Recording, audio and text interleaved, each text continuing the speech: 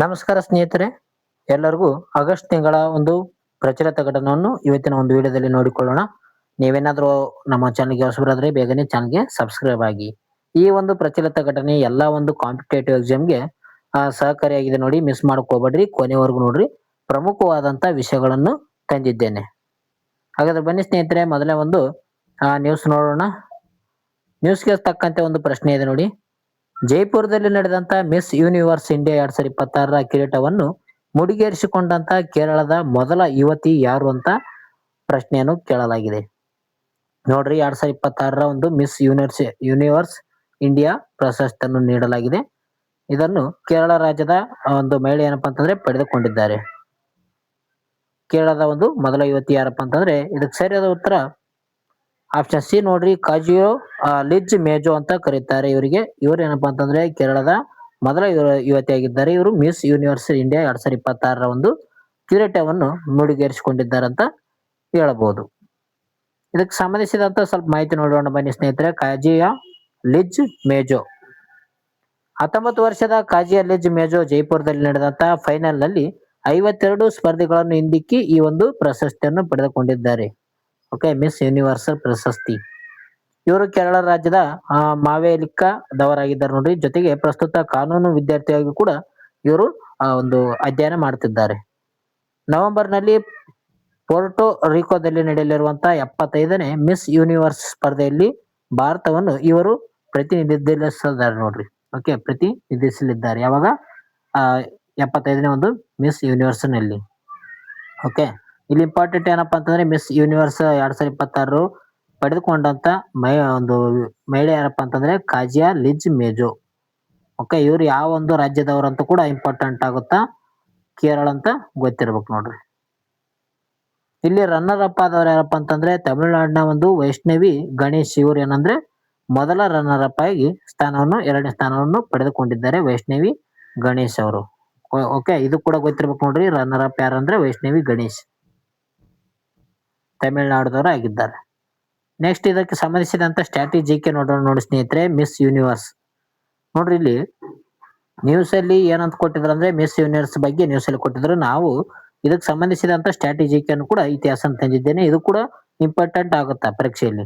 ಅವರ ಹೇಳಿಕೆ ರೂಪದ ರೀತಿಯಾದ ಪ್ರಶ್ನೆಯನ್ನು ಕೇಳಬಹುದು, ಅಥವಾ ಒಂದಿಸಿ ಬೇರೆ ಪ್ರಶ್ನೆಯನ್ನು ಕೂಡ ಕೇಳುವಂತ ಸಾಧ್ಯತೆ ಇರ್ತದ ನೋಡಿ ಸ್ನೇಹಿತರೆ. ಓಕೆ, ಈ ಒಂದು ಮಿಸ್ ಯೂನಿವರ್ಸ್ ಯಾವಾಗ ಸ್ಥಾಪನೆ ಆಯ್ತಪ್ಪ ಅಂತಂದ್ರೆ 1952ರಲ್ಲಿ ಇದು ಪ್ರಾರಂಭವಾಗಿದೆ ನೋಡಿ, ಮಿಸ್ ಯೂನಿವರ್ಸ್. ಓಕೆ, 1952ರಲ್ಲಿ ಇದು ಪ್ರಾರಂಭವಾಗುತ್ತದೆ. ಇದರ ಒಂದು ಮೊದಲ ವಿಜೇತ ಯಾರಪ್ಪ ಅಂತಂದ್ರೆ ಫಿನ್ಲ್ಯಾಂಡ್ ನ ಒಂದು ಆರ್ಮಿ ಕುಶೆಲ್ಲಾ ಅವರು 1952ರಲ್ಲಿ ಮೊದಲ ಒಂದು ಮಿಸ್ ಯೂನಿವರ್ಸ್ ಸ್ಪರ್ಧೆಯಲ್ಲಿ ವಿಜೇತ ಆಗುತ್ತಾರೆ, ಆರ್ಮಿ ಕುಶೆಲ್ಲಾ. ಅದೇ ರೀತಿಯಾಗಿ ಇದರಲ್ಲಿ ಭಾರತದ ಒಂದು ವಿಜೇತರು ಯಾರು ಅಂತ ನೋಡೋದಾದ್ರೆ, ಭಾರತದಲ್ಲಿ ಮೊದಲ ಬಾರಿಗೆ 1994ರಲ್ಲಿ ಸುಸ್ಮಿತಾ ಸೇನ್ ಅವರು ಪಡೆದುಕೊಳ್ಳುತ್ತಾರೆ. ಯಾವಾಗ ಭಾರತದವರು ಪಡೆದರು 1994ರಲ್ಲಿ ಪಡಿತಾರ. ಇದು ಏನಪ್ಪಾ ಅಂತಂದ್ರೆ ಭಾರತಕ್ಕೆ ಮೊದಲ ಮಿಸ್ ಯೂನಿವರ್ಸ್ ಕಿರೀಟ ಎಂದು ಹೇಳ್ಬೋದು ನೋಡ್ರಿ. ಭಾರತಕ್ಕೆ ಮೊದಲ ಒಂದು ಮಿಸ್ ಯೂನಿವರ್ಸ್ ಕಿರೀಟ ತಂದಂತ ಮಹಿಳೆ ಯಾರಪ್ಪ ಅಂತಂದ್ರೆ ಸುಸ್ಮಿತಾ ಸೇನ್. ಓಕೆ, 1994ರಲ್ಲಿ. ನಂತರ ಏನಪ್ಪಾ ಅಂತಂದ್ರೆ ಲಾರಾ ದತ್ ಅವ್ರು ಏನಂದ್ರೆ 2000ರಲ್ಲಿ ಈ ಒಂದು ಪ್ರಶಸ್ತಿಯನ್ನು ಪಡೆದುಕೊಳ್ಳುತ್ತಾರ. ಅದೇ ರೀತಿಯಾಗಿ ಇತ್ತೀಚೆಗೆ ಅಂದ್ರೆ 2021ರಲ್ಲಿ ಕೂಡ ನಾವು ನೋಡಿದ್ದೀವಿ, ಅರ್ನಾಜ ಸಂಧು ಅವರು ಪಡೆದುಕೊಂಡಿದ್ದಾರೆ ನೋಡ್ರಿ. ಓಕೆ, 2021ರಲ್ಲಿ ಪಡೆದ ಕೂಡ ಇಂಪಾರ್ಟೆಂಟ್ ಆಗುತ್ತೆ ನೋಡ್ರಿ. ಯಾರು ಪಡೆದಿದ್ದಾರೆ ಅಂದ್ರೆ ಅರ್ನಜ ಸಂಧು ಈ ಒಂದು ಪ್ರಶಸ್ತಿಯನ್ನು ಪಡೆದುಕೊಂಡಿದ್ದಾರೆ. ಈಗ 2026ರಲ್ಲಿ ಕೇರಳ ರಾಜ್ಯದ ಒಂದು ಮಹಿಳೆ ಪಡೆದಿದ್ದಾರೆ ನೋಡ್ರಿ. ನೆಕ್ಸ್ಟ್ ನ್ಯೂಸ್ ನೋಡೋಣ. ಇತ್ತೀಚೆಗೆ ನಡೆದಂತ ಸಿನ್ಸಿನಾಟಿ ಓಪನ್ ಟೆನ್ನಿಸ್ 2026ರಲ್ಲಿ ಪುರುಷರ ಸಿಂಗಲ್ಸ್ ವಿಭಾಗದಲ್ಲಿ ಚೊಚ್ಚಲ ಎಟಿಪಿ ಮಾಸ್ಟರ್ಸ್ ಪ್ರಶಸ್ತಿಯನ್ನು ಗೆದ್ದವರು ಯಾರಂತ ಕೊಟ್ಟಿದ್ದಾರೆ ನೋಡ್ರಿ. ಎಟಿಪಿ ಮಾಸ್ಟರ್ಸ್ ಪ್ರಶಸ್ತಿಯನ್ನು ಪಡೆದಂತ ವ್ಯಕ್ತಿ ಯಾರಂತ ಕೊಟ್ಟಿದ್ದಾರೆ. ಆಪ್ಷನ್ಸ್ ಬಿ ನೋಡ್ರಿ. ಆಪ್ಷನ್ಸ್ ಬಿ ಇದಕ್ಕೆ ಸರಿಯಾದ ಸ್ನೇಹಿತರೆ ಅರ್ಥರ್ ಪಿಲ್ಸ್ ಅವರು ಏನಂದ್ರೆ ಈ ಒಂದು ಸಿನ್ಸಿನಾಟಿ ಓಪನ್ ಟೆನ್ನಿಸ್ ಟೂರ್ನಿಯನ್ನು ಪುರುಷರ ಸಿಂಗಲ್ಸ್ ನಲ್ಲಿ ಚೊಚ್ಚಲ ಎಟಿಪಿ ಮಾಸ್ಟರ್ ಪ್ರಶಸ್ತಿಯನ್ನು ಪಡೆದುಕೊಂಡಿದ್ದಾರೆ, ಅರ್ಥರ್ ಪಿಲ್ಸ್. ಓಕೆ, ಇದಕ್ಕೆ ಸರಿಯಾದ ಉತ್ತರ ಅರ್ಥರ್ ಪಿಲ್ಸ್ ಸರಿಯಾದ ಉತ್ತರ ಇದೆ ನೋಡ್ರಿ. ಫ್ರಾನ್ಸ್ ನ ಒಂದು 22 ವರ್ಷದ ಅರ್ಥರ್ ಪಿಲ್ಸ್ ಏನಂದ್ರೆ ಅಮೆರಿಕದ ಫ್ರಾನ್ಸೆನ್ಸ್ ಟಿಯಾಪೋ ಅವರನ್ನು ಸೋಲಿಸಿ ಈ ಒಂದು ಪ್ರಶಸ್ತಿಯನ್ನು ಪಡೆದುಕೊಂಡಿದ್ದಾರೆ. ಇಲ್ಲಿ ನೋಡ್ರಿ, ಪ್ರಶಸ್ತಿ ಪಡೆದುಕೊಂಡಂತ ವ್ಯಕ್ತಿ ಯಾರಂದ್ರೆ ಒಂದು ಫ್ರಾನ್ಸ್ ದೇಶದ 22 ವರ್ಷದ ಅರ್ಥರ್ ಪಿಲ್ಸ್. ರನ್ನರ್ ಅಪ್ ಆದಂತ ವ್ಯಕ್ತಿ ಯಾರಂದ್ರೆ ಅಮೆರಿಕ ದೇಶದ ಫ್ರಾನ್ಸಿಸ್ ಟಿಯಾಪೋ ಅವರು ರನ್ನರ್ ಅಪ್ ಆಗಿದ್ದಾರೆ ನೋಡ್ರಿ. ರನ್ನರ್ ಯಾರಂತ ಗೊತ್ತಿರ್ಬೇಕಂತ ನೋಡ್ರಿ, ಫ್ರಾನ್ಸಿಸ್ ಟಿಯಾಪೋ. ಇದು ಇವರ ಟೆನ್ನಿಸ್ ಜೀವನದ ಮೊದಲ ATP ಮಾಸ್ಟರ್ಸ್ 1000 ಪ್ರಶಸ್ತಿ ಆಗಿದೆ ಅಂತ ಹೇಳ್ಬೋದು ನೋಡ್ರಿ. ಓಕೆ, ಮೊದಲ ಒಂದು ATP ಮಾಸ್ಟರ್ಸ್ ಪ್ರಶಸ್ತಿ. ಅದೇ ರೀತಿಯಾಗಿ ಮಹಿಳೆಯರ ವಿಭಾಗದಲ್ಲಿ ಅಮೆರಿಕದ ಕೋಕೋ ಗಾಫ್ ಅವರು ಪಡೆದುಕೊಂಡಿದ್ದಾರೆ. ರನ್ನರ್ ಅಪ್ ಆದವರು ಯಾರಪ್ಪ ಅಂತಂದ್ರೆ ಜೆಸಿಕಾ ಪೆಗುಲಾ ಇವರನ್ನು ಸೋಲಿಸಿ 2ನೇ ಬಾರಿಗೆ ಏನಪ್ಪಾ ಅಂತಂದ್ರೆ ಕೋಕೋ ಗಾಫ್ ಅವರು ಈ ಒಂದು ಪ್ರಶಸ್ತಿಯನ್ನು ಪಡೆದುಕೊಂಡಿದ್ದಾರೆ. ಅಮೆರಿಕ ದೇಶದ ಕೋಕೋ ಗಾಫ್ ರನ್ನರ್ ಅಪ್ ಆ ಜೆಸಿಕಾ ಪೆಗುಲಾ ನೋಡ್ರಿ. ಸಿನ್ಸಿನಾಟಿ ಫೈನಲ್ ಗೆದ್ದಂತ 2ನೇ ಅತಿ ಕಿರಿಯ ಫ್ರೆಂಚ್ ಟೆನ್ನಿಸ್ ಪಟು ಎಂಬ ಹೆಗ್ಗಳಿಕೆಗೆ ಆರ್ಥರ್ ಅವರು ಪಾತ್ರರಾಗಿದ್ದಾರೆ ನೋಡ್ರಿ. ಓಕೆ, ಇದು ಕೂಡ ಇಂಪಾರ್ಟೆಂಟ್ ಆಗಿದೆ ನೋಡ್ರಿ. ಆರ್ಥರ್ ಪಿಲ್ಸ್ ಅವರು ಈ ಒಂದು ಪ್ರಶಸ್ತಿಯನ್ನು ಪಡೆದುಕೊಂಡಿದ್ದಾರೆ. Runner up Francis Tiafoe. ಮಹಿಳೆಯರಲ್ಲಿ ಕೋಕೋ ಗಾಫ್ ಮತ್ತು ರನ್ನರ್ ಅಪ್ ಜೆಸಿಕಾ ಪೆಗುಲಾ ಅವರು ರನ್ನರ್ ಅಪ್ ಆಗಿದ್ದಾರೆ ನೋಡ್ರಿ. ಇಲ್ಲಿ ಕೋಕೋ ಗಾಫ್ ಅವರು ಅಮೆರಿಕ ದೇಶದವರಾಗಿದ್ದಾರೆ. ಆರ್ಥರ್ ಪಿಲ್ಸ್ ಫ್ರಾನ್ಸ್ ದೇಶದ ವ್ಯಕ್ತಿ ಆಗಿದ್ದಾರೆ. ಪ್ರಮುಖ ಗ್ರ್ಯಾಂಡ್ ಸ್ಲಾಮ್ಗೆ ಸಂಬಂಧಿಸಿದಂತ ಸ್ಟ್ರಾಟಜಿಗೆ ನೋಡಿಕೊಳ್ಳೋಣ. ಇದು ಕೂಡ ಬಹಳ ಇಂಪಾರ್ಟೆಂಟ್. ಓಕೆ, ಟೆನ್ನಿಸ್ ಲೋಕದಲ್ಲಿ 4 ರೀತಿಯಾದಂತಹ ಗ್ರ್ಯಾಂಡ್ ಸ್ಲಾಮ್ ಅನ್ನು ನಾವು ನೋಡ್ತೀವಿ. ಮೊದಲನೇದಾಗಿ ಆಸ್ಟ್ರೇಲಿಯಾ ಓಪನ್ ಟೆನ್ನಿಸ್ ಟೂರ್ನಿ ಅಂತ ನೋಡ್ತೀವಿ. ಇದು ಜನವರಿ ಮಂತ್ ನಲ್ಲಿ ನಡೀತದ. ಇದೊಂದು ಹಾರ್ಡ್ ಕೋರ್ಟ್ ಆಗಿದೆ ನೋಡ್ರಿ. Okay, Australian open tennis tourney ಇದೊಂದು ಹಾರ್ಡ್ ಕೋರ್ಟ್ ಆಗಿದೆ. ನೆಕ್ಸ್ಟ್ ಬರುತ್ತೆ ಯಾವ್ದಪ್ಪ ಅಂತಂದ್ರೆ ಅದು ಫ್ರೆಂಚ್ ಓಪನ್ ಟೆನ್ನಿಸ್ ಟೂರ್ನಿ. ಇದು ಮೇ ಇಂದ ಜೂನ್ ವರೆಗೂ ನಡೀತದ. ಇದು ಒಂದು ಕ್ಲೇ ಕೋರ್ಟ್ ಆಗಿದೆ ನೋಡಿ. Okay, French open tennis tourney. Next Wimbledon ಪ್ರಶಸ್ತಿ. ಇದೇನಪ್ಪಾ ಅಂತಂದ್ರೆ ಜೂನ್ ಜುಲೈ ಅಥವಾ ಅಂತ್ಯದ ವೇಳೆಗೆ ನಡೀತದೆ ನೋಡ್ರಿ. ಇದೊಂದು ಗ್ರಾಸ್ ಕೋರ್ಟ್ ಆಗಿದೆ ನೋಡ್ರಿ. ವಿಂಬಲ್ಡನ್ ಒಂದು ಗ್ರಾಸ್ ಕೋರ್ಟ್. ಅದೇ ರೀತಿಗೆ 4ನೇದಾಗಿ ಕೊನೆಯದಾಗಿ US ಓಪನ್ ಟೆನ್ನಿಸ್ ಟೂರ್ನಿ ಬರ್ತದ. ಇದೊಂದು ಆಗಸ್ಟ್ ಇಂದ ಸೆಪ್ಟೆಂಬರ್ ನಲ್ಲಿ ನಡೀತದ. ಇದೊಂದು ಹಾರ್ಡ್ ಕೋರ್ಟ್ ಆಗಿದೆ ನೋಡಿ. ಓಕೆ, 4 ರೀತಿಯಾದಂತಹ ಒಂದು ಟೆನ್ನಿಸ್ ಟೂರ್ನಿಗಳು ಕಂಡು ಬರ್ತದೆ.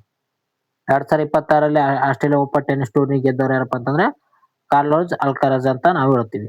Okay, Carlos Alcaraz. Runner up ಯಾರಪ್ಪ ಅಂತಂದ್ರೆ ಜೋಕೋವಿಕ್ ಅವರು ರನ್ನರ್ ಅಪ್ ಆಗಿದ್ದಾರೆ ನೋಡ್ರಿ. ಜೋಕೋವಿಚ್. ಓಕೆ, ಇವರು ರನ್ನರ್ ಅಪ್ ಆಗಿರ್ತಾರ. ನೆಕ್ಸ್ಟ್, ಇಸ್ರೋ ಇನ್ನು ಮುಂದೆ ಯಾವ ಒಂದು ಸಂಸ್ಥೆಯ ಮೂಲಕ ರಾಕೆಟ್ ಉತ್ಪಾದನಾ ಹಕ್ಕುಗಳನ್ನು ಖಾಸಗಿ ವಲಯಕ್ಕೆ ಹಸ್ತಾಂತರಿಸಲು ನಿರ್ಧರಿಸಿದೆ ಅಂತ ಕೊಟ್ಟಿದ್ದಾರೆ ಇಲ್ಲಿ. ಓಕೆ, ಪ್ರಶ್ನೆ ಏನ್ ಕೊಟ್ಟಿದ್ದಾರೆ ಅಂದ್ರೆ ಇಸ್ರೋ ಏನ್ ಮಾಡ್ತಿದ್ದಪ್ಪ ಅಂತಂದ್ರೆ ಇಲ್ಲಿವರೆಗೂ ಒಂದು ಯಾವ್ದಾದ್ರು ಆ ಒಂದು ಉತ್ಪಾದನಾವನ್ನು ತಯಾರು ಮಾಡ್ಬೇಕಂದ್ರೆ ಇಸ್ರೋನೇ ತಯಾರು ಮಾಡಿ ಅದನ್ನು ಉಡಾವಣೆ ಮಾಡ್ತಾ ಇತ್ತು. ಈಗ ಏನ್ ಮಾಡ್ತಾ ಇದೆಪ್ಪ ಅಂತಂದ್ರೆ ಉತ್ಪಾದನೆಯನ್ನು ಖಾಸಗಿ ವ್ಯಕ್ತಿಗಳಿಗೆ, ಕಂಪನಿಗೆ ನೀಡಿ ಬರೀ ನಾವೇನಪ್ಪಾ ಅಂತಂದ್ರೆ ಸಂಶೋಧನೆ ಕಡೆ ಹೆಚ್ಚು ಒಂದು ಗಮನ ಹರಿಸ್ಬೇಕಂತ ಇಸ್ರೋ ಆ ಒಂದು ಯೋಚನೆಯನ್ನು ಮಾಡಿಕೊಂಡಿದೆ. ಓಕೆ, ನಾವು ಬರೇ ಉತ್ಪಾದನೆ ಅಂದ್ರೆ ಉಡಾವಣೆ ಮಾಡೋದಾಗಿರ್ಬೋದು, ಸಂಶೋಧನೆ ಮಾಡೋ ಕಡೆ ಹೆಚ್ಚಿನ ಗಮನ ಹರಿಸೋಣ. ಯಾಕಂದ್ರೆ ಬರೀ ನಾವೇ ಉತ್ಪಾದನೆ ಮಾಡಿ ಮತ್ತೆ ಉಡಾವಣೆ ಬಗ್ಗೆ ಸಂಶೋಧನೆ ಮಾಡೋದು ಬಹಳ ಲೇಟ್ ಆಗುತ್ತಂತ ಇವರು ಈ ಒಂದು ಯೋಜನೆ ತಂದಿದ್ದಾರೆ. ಏನ್ ಮಾಡ್ತಾ ಇದಾರೆ ಅಂದ್ರೆ ಇವರು ಬರೇ ಸಂಶೋಧನೆ ಬಗ್ಗೆ ಹೆಚ್ಚಿನ ಒಂದು ಗಮನ ಕೊಡ್ತಾ ಇದ್ದಾರೆ. ಅದಕ್ಕಾಗಿ ಉತ್ಪಾದನೆ ಒಂದು ಸಾಮಗ್ರಿಗಳನ್ನು ಬೇರೆ ಒಂದು ಕಂಪನಿಗಳಿಗೆ ಕೊಟ್ಟು ಅಲ್ಲಿ ಅವರನ್ನು ಉತ್ಪಾದನೆ ಮಾಡಲು ಹೇಳ್ತಾ ಇದ್ದಾರೆ. ಓಕೆ, ಒಂದು ಖಾಸಗಿ ವಲಯಕ್ಕೆ ಹಸ್ತಾಂತರ ಮಾಡ್ತಾ ಇದ್ದಾರೆ ನೋಡ್ರಿ ಈ ಒಂದು ರಾಕೆಟ್ ಅನ್ನು ಉತ್ಪಾದನೆ ಮಾಡಲು. ಓಕೆ, ಯಾವ ಸಂಸ್ಥೆ ಮೂಲಕ ಅಂತ ಕೊಟ್ಟಿದ್ದಾರೆ. ಇದಕ್ಕೆ ಸರಿಯಾದ ಉತ್ತರ ಇನ್ ಸ್ಪೇಸ್ ಅಂತ ಕರಿತೀವಿ ನೋಡ್ರಿ. ಓಕೆ, ಇನ್ಸ್ಪಾ ಅಂತ ಕರಿತೇವೆ. ಓಕೆ, ಇನ್ಸ್ಪೇಸ್ ಅಂತ ಕರಿತೀವಿ ನೋಡ್ರಿ. ಈ ಒಂದು ಸಂಸ್ಥೆಗೆ ಕೊಡ್ತಾ ಇದ್ದಾರೆ. ಇಸ್ರೋ ಇನ್ನು ಮುಂದೆ ರಾಕೆಟ್ ಉತ್ಪಾದನೆಗಿಂತ ಸಂಶೋಧನೆ ಕಡೆಗೆ ಹೆಚ್ಚಿನ ಒಂದು ಗಮನ ನೀಡಲಿದೆ ಅಂತ ಹೇಳಲಾಗಿದೆ. ಉತ್ಪಾದನೆ ಮಾಡಿ ಮತ್ತೆ ರಾಕೆಟ್ ಬಗ್ಗೆ ಸಂಶೋಧನೆ ಮಾಡಿ ಉಡಾವಣೆ ಮಾಡೋದು ಬಹಳ ಲೇಟ್ ಆಗುತ್ತಾ. ಅದಕ್ಕೆ ನಾವೇನ್ ಮಾಡ್ಬೇಕಂತ ಅನ್ಕೊಂಡಿದ್ದಾರೆ ಅಂದ್ರೆ ನಾವು ಬರೇ ಸಂಶೋಧನೆ ಕಡೆ ಹೆಚ್ಚಿನ ಒಂದು ಗಮನ ಹರಿಸೋಣ, ಉತ್ಪಾದನೆಯನ್ನು ಖಾಸಗಿ ವಲಯಕ್ಕೆ ನೀಡೋಣ ಅಂತ ಒಂದು ಯೋಜನೆಯನ್ನು ಹಾಕಿಕೊಂಡಿದ್ದಾರೆ ಇಸ್ರೋದವರು. PSLV ಮತ್ತು LVM-3 ರಾಕೆಟ್ಗಳ ಉತ್ಪಾದನೆಯನ್ನು ಖಾಸಗಿ ಕಂಪನಿಗಳು ಮತ್ತು HALಗೆ ಮತ್ತು ವಹಿಸಲಾಗಿದೆ ಅಂತ ಹೇಳ್ಬೋದು ನೋಡ್ರಿ. HALಗೆ ಮತ್ತು ಇನ್ಸ್ಪೇಸ್ಗೆ ಈ ಒಂದು ಸಂಸ್ಥೆಗಳಿಗೆ ಕೊಟ್ಟಿದ್ದಾರೆ ಈ ಒಂದು ರಾಕೆಟ್ ಉತ್ಪಾದನೆ ಮಾಡಕ. ಓಕೆ, ಖಾಸಗಿ ಕಂಪನಿಗಳಿಗೆ. ಇನ್ಸ್ಪೇಸ್ ಅಂತ ಕರಿತೀವಿ ನೋಡ್ರಿ. ಇದು ಅಧ್ಯಕ್ಷ ಯಾರು ಅಂದ್ರೆ ಪವನ್ ಗೋಯಂಕ. ಓಕೆ, ಪವನ್ ಗೋಯಂಕ ಅವರು ಈ ಒಂದು ವಿಷಯವನ್ನು ತಿಳಿಸಿದ್ದಾರೆ. ಇದು ನ್ಯೂಸ್ ಅಲ್ಲಿ ಬಂದಿತ್ತು. ಇದರ ಉದ್ದೇಶ ಏನಪ್ಪಾ ಅಂತಂದ್ರೆ ಭಾರತೀಯ ಬಾಹ್ಯಾಕಾಶ ಕ್ಷೇತ್ರದಲ್ಲಿ ಖಾಸಗಿ ಹೂಡಿಕೆಯನ್ನು ಕೂಡ ಉತ್ತೇಜಿಸುವುದು ಇದರ ಒಂದು ಪ್ರಮುಖ ಉದ್ದೇಶವಾಗಿದೆ. ಓಕೆ, ಇಸ್ರೋ ಮಾಡಿಕೊಂಡಿದೆ ನೋಡಿ. ISRO Indian space research organisation ಅಂತ ನಾವು ಕರೆಯುತ್ತೇವೆ. ಇಸ್ರೋ ಬಗ್ಗೆ ಫುಲ್ ಫಾರ್ಮ್ ಕೂಡ ಗೊತ್ತಿರಬೇಕು. ಹಾಗಾದ್ರೆ ಇದಕ್ಕೆ ಸಂಬಂಧಿಸಿದಂತ ಸ್ಟ್ರಾಟಜಿಗೆ ಕೂಡ ನೋಡಿಕೊಳ್ಳೋಣ ಸ್ನೇಹಿತರೆ. ಇದಕ್ಕೆ ಸಂಬಂಧಿಸಿದಂತೆ ಸ್ಟ್ಯಾಟಿಕ್ ಜಿಕೆ ನೋಡೋದಾದ್ರೆ ಇಸ್ರೋ ಸಂಸ್ಥೆ, ಇಂಡಿಯನ್ ಸ್ಪೇಸ್ ರಿಸರ್ಚ್ ಆರ್ಗನೈಸೇಷನ್ ಅಂತ ಕರಿತೀವಿ ನೋಡ್ರಿ. ಇಂಡಿಯನ್ ಸ್ಪೇಸ್ ರಿಸರ್ಚ್ ಆರ್ಗನೈಸೇಷನ್ ಇದು ಸ್ಥಾಪನೆ ಆಗಿದ್ದು 1969 ಆಗಸ್ಟ್ 15ಕ್ಕೆ ಸ್ಥಾಪನೆ ಆಗ್ತದ. ಇದರ ಕೇಂದ್ರ ಕಚೇರಿ ಬೆಂಗಳೂರಿನಲ್ಲಿ ಕಂಡು ಬರ್ತದೆ. ಇದರ ಒಂದು ಸ್ಥಾಪಕರು ವಿಕ್ರಮ್ ಸಾರಾಭಾಯಿ ಅವರಾಗಿದ್ದಾರೆ ನೋಡ್ರಿ. ಇವರನ್ನು ಭಾರತದ ಬಾಹ್ಯಾಕಾಶ ಪಿತಾಮಹ ಎಂದು ಕರೆಯುತ್ತಾರೆ. ಇದರ ಒಂದು ಓಲ್ಡ್ ಅಧ್ಯಕ್ಷರು ಯಾರಾಗಿದ್ದಾರಪ್ಪ ಅಂತಂದ್ರೆ ಎಸ್ ಸೋಮನಾಥ್ ಆಗಿದ್ರು. ಈಗ ಹೊಸ ವ್ಯಕ್ತಿ ನೇಮಕವಾಗಿದ್ದಾರೆ. ಓಕೆ, ಎಸ್ ಸೋಮನಾಥ್ ಅವರು ಈಗ ನಿವೃತ್ತಿ ಹೊಂದಿದ್ದಾರೆ. ಬೇರೆ ಒಂದು ವ್ಯಕ್ತಿ ಆಗಿರುವಂತ ಆ ನಾರಾಯಣ್. ಓಕೆ, ಎಸ್ ನಾರಾಯಣ್ ಅವರು ಏನೋ ಇದ್ದಾರೆ. ಓಕೆ, ನಾರಾಯಣ್ ನೋಡ್ರಿ, ವಿ ನಾರಾಯಣ್ ಇದ್ದಾರೆ. ನಾರಾಯಣ್ ಅವರು ಏನಪ್ಪಾ ಅಂತಂದ್ರೆ ಇಸ್ರೋದ ಒಂದು ಅಧ್ಯಕ್ಷರಾಗಿದ್ದಾರೆ ಪ್ರಸ್ತುತ. ಇನ್ ಸ್ಪೇಸ್ ಅಂತ ಹೇಳ್ತೀವಿ ನೋಡ್ರಿ, ಇದು ಬಾಹ್ಯಾಕಾಶ ಚಟುವಟಿಕೆಗಳ ಉಸ್ತುವಾರಿ ವಹಿಸುವಂತ ಒಂದು ಸ್ವತಂತ್ರ ಸಂಸ್ಥೆ. ಇದನ್ನು 2020ರಲ್ಲಿ ಇದನ್ನು ಸ್ಥಾಪನೆ ಮಾಡಲಾಗಿದೆ. ಇದೊಂದು ಖಾಸಗಿ ಸಂಸ್ಥೆ ಆಗಿದೆ ನೋಡ್ರಿ ಇನ್ ಸ್ಪೇಸ್. HAL ಇವೇನಪ್ಪಾ ಅಂತಂದ್ರೆ HAL ಬಗ್ಗೆ ನಾನು ನಿನ್ನೆ ಅಂತ ಒಂದು ತರಗತಿಯಲ್ಲಿ ಹೇಳಿದ್ದೆ ನೋಡ್ರಿ ಸ್ನೇಹಿತರೆ. ಹಿಂದೂಸ್ತಾನ್ ಏರೋನಾಟಿಕಲ್ ಲಿಮಿಟೆಡ್ ಅಂತ ನಾವು ಕರಿತೇವೆ. ಓಕೆ, ಇದು ಸ್ಥಾಪನೆ 1940ರಲ್ಲಿ ಸ್ಥಾಪನೆ ಆಗ್ಯದ. ಇದೇನಪ್ಪಾ ಅಂತಂದ್ರೆ ವಿಮಾನಗಳನ್ನು ತಯಾರಿ ಮಾಡುತ್ತದೆ. ವಿಮಾನವನ್ನು ತಯಾರು ಮಾಡ್ತದ HAL. ನೆಕ್ಸ್ಟ್, ಭಾರತದಲ್ಲಿ ಸಂಪೂರ್ಣ ಸ್ವದೇಶಿ ಬಿಡಿಭಾಗಗಳಿಂದ ತಯಾರಿಸಲಾದಂತ AK-203 ರೈಫಲ್ಗಳ ಉತ್ಪಾದನಾ ಘಟಕ ಎಲ್ಲಿದೆ ಅಂತ ಕೊಟ್ಟಿದ್ದಾರೆ. ಇತ್ತೀಚೆಗೆ ಏನಪ್ಪಾ ಅಂತಂದ್ರೆ ಈ ಒಂದು ಸಂಪೂರ್ಣ ಸ್ವದೇಶಿ ಬಿಡಿಭಾಗಗಳಿಂದ ತಯಾರಾದಂತ AK-203 ರೈಫಲ್ಗಳು ಉತ್ಪಾದನಾ ಘಟಕ ಎಲ್ಲಿ ಕಂಡು ಬರ್ತದಂತ ಪ್ರಶ್ನೆಯನ್ನು ಕೇಳಲಾಗಿದೆ.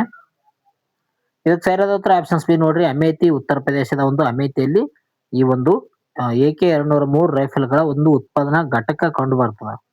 ಇದನ್ನು ಈ ಒಂದು ಉತ್ತರ ಪ್ರದೇಶದ ಅಮೇಥಿಯಲ್ಲಿ ತಯಾರಿಸಲಾಗಿದೆ. AK-203 ಆ ಒಂದು ಉತ್ಪಾದನಾ ರೈಫಲ್ಗಳು ನೋಡ್ರಿ, ಬಂದೂಕುಗಳು ಅಂತ ನಾವು ಹೇಳ್ಬೋದು. ಓಕೆ, ರೈಫಲ್ಗಳು, ಬಂದೂಕುಗಳು AK-203 ಉತ್ತರ ಪ್ರದೇಶದ ಅಮೇಥಿ ನೋಡ್ರಿ. ನೋಡ್ಬೋದು ನೀವು AK-47 ಯಾವ ರೀತಿ ಆಗಿದೆ ಅಂತ.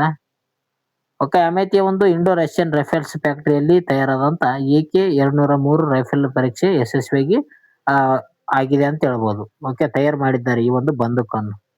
2027ರ ಏಪ್ರಿಲ್ನಿಂದ ಈ ಒಂದು ರೈಫಲ್ಗಳನ್ನು ಭಾರತೀಯ ಸೇನೆಗೆ ಪೂರ್ಣ ಪ್ರಮಾಣದಲ್ಲಿ ಪೂರೈಕೆ ಮಾಡಲಾಗುವುದು ಎಂದು ಈ ಒಂದು ನ್ಯೂಸ್ ಅಲ್ಲಿ ಕೊಟ್ಟಿದ್ರು. 2027ಕ್ಕೆ ಏನ್ ಮಾಡ್ತಾರೆ, ಈ ಒಂದು ಸೈನಿಕರಿಗೆ ಈ ಒಂದು ರೈಫಲ್ಗಳನ್ನು ನೀಡಬೇಕಂತ ನೋಡಿದ್ದಾರೆ. ಇದು ರಷ್ಯಾದ ಸಹಯೋಗದೊಂದಿಗೆ ಭಾರತದಲ್ಲಿ ತಯಾರಾಗುತ್ತಿರುವಂತಹ ಅತ್ಯಾಧುನಿಕ ರೈಫಲ್ ಆಗಿದೆ ನೋಡಿ. ಇದರ ಯಾವ ಒಂದು ದೇಶದ ಸಹಯೋಗ ಅಂದ್ರೆ ಅದು ರಷ್ಯಾ ದೇಶದ ಸಂಯೋಗದಲ್ಲಿ. ಮೊದಲ ಹಂತದಲ್ಲಿ 10 ಪ್ರೋಟೋಟೈಪ್ ರೈಫಲ್ಗಳನ್ನು ಪ್ರಾಯೋಗಿಕವಾಗಿ ಬಳಕೆ ನೀಡಲಾಗುತ್ತಿದೆ. ಓಕೆ, 10 ರೀತಿಯಾದಂತ ಪ್ರೋಟೋಟೈಪ್ ರೈಫಲ್ಗಳು. ಓಕೆ, ರೈಫಲ್ 10 ಮಾಡ್ತಾ ಇದಾರೆ. ಒಂದು ಸ್ಟ್ರಾಂಗ್ ಆಗಿರುವಂತ ರೈಫಲ್ ಈಗ ರಷ್ಯಾ ದೇಶದ ಒಂದು ಸಹಯೋಗದೊಂದಿಗೆ ಮಾಡ್ತಾ ಇದ್ದಾರೆ ನೋಡ್ರಿ. AK-203 ರೈಫಲ್ ಪರೀಕ್ಷೆ ತಯಾರಿ ಮಾಡ್ತಾ ಇದ್ದಾರೆ. ಈಗ ಭಾರತೀಯ ಸೇನೆ ಮತ್ತು ಶಸ್ತ್ರಾಸ್ತ್ರ ಬಗ್ಗೆ ಸ್ವಲ್ಪ ಮಾಹಿತಿಯನ್ನು ತಿಳಿದುಕೊಳ್ಳೋಣ. INS AS ಅಂತ ಹೇಳ್ತು ನೋಡ್ರಿ. ಈ ಹಿಂದೆ ಭಾರತೀಯ ಸೇನೆಯು ಇನ್ಸಾಸ್ ರೈಫಲ್ಗಳನ್ನು ಹೆಚ್ಚಾಗಿ ಬಳಕೆ ಮಾಡ್ತಿದ್ದು. ಓಕೆ, INS AS ಅಂದ್ರೆ ಇನ್ಸಾಸ್ ಅಂತ ನಾವು ಕರಿತೀವಿ ನೋಡ್ರಿ. ಈ ಒಂದು ರೈಫಲ್ಗಳನ್ನು ಏನ್ ಮಾಡ್ತಿತ್ತು ಅಂದ್ರೆ ಭಾರತದ ಒಂದು ಸೇನೆ ಹೆಚ್ಚಾಗಿ ಬಳಕೆ ಮಾಡ್ತಿತ್ತು. ಈಗ ಈ ಒಂದು ಬಳಕೆ ಕಡಿಮೆ ಆಗಿ ರಷ್ಯಾ ದೇಶದ ಒಂದು ಸಂಯೋಗದಲ್ಲಿ AK-203 ಈ ಒಂದು ರೈಫಲ್ಗಳನ್ನು ಬಳಕೆ ಮಾಡ್ಬೇಕಂತ ಯೋಜನೆಯನ್ನು ಹಾಕಿಕೊಂಡಿದ್ದಾರೆ. AK-203 ವಿಶೇಷತೆ ಏನಪ್ಪಾ ಅಂತಂದ್ರೆ ಇದು 7.62 × 32 mm ಸಾಮರ್ಥ್ಯದ ಗುಂಡುಗಳನ್ನು ಹಾರಿಸುತ್ತದೆ. ಇದು ಅಭಿವೃದ್ಧಿಪಡಿಸಿರುವಂತ ಸಂಸ್ಥೆ ನೋಡೋದಾದ್ರೆ Indo Russian rifles private limited ನೋಡ್ರಿ. ಓಕೆ, ಇದು ಇಂಪಾರ್ಟೆಂಟ್ ನೋಡ್ರಿ ಸ್ನೇಹಿತರೆ. ಮೊನ್ನೆ ಇದೇ ರೀತಿಯಾದಂತ ಒಂದು ಫುಲ್ ಫಾರ್ಮ್ ಕೂಡ ಕೇಳಿದ್ರು ಪರೀಕ್ಷೆಯಲ್ಲಿ, PC ಪೊಲೀಸ್ ಕಾನ್ಸ್ಟೇಬಲ್ ಪರೀಕ್ಷೆಯಲ್ಲಿ. ಓಕೆ, ನಾಳೆ ಬಂದಂತ CRDRL ಕೂಡ ಕೇಳುವಂತ ಸಾಧ್ಯತೆ ಇರ್ತದೆ. IRRPL ಅಂದ್ರೆ ಏನಪ್ಪಾ ಅಂತಂದ್ರೆ Indo Russian rifles private limited ಅಂತ ನಾವ್ ಹೇಳ್ತೀವಿ ನೋಡ್ರಿ. ಓಕೆ, ಈ ಒಂದು ಸಂಸ್ಥೆ ಅಭಿವೃದ್ಧಿ ಪಡಿಸ್ತಾ ಇದೆ.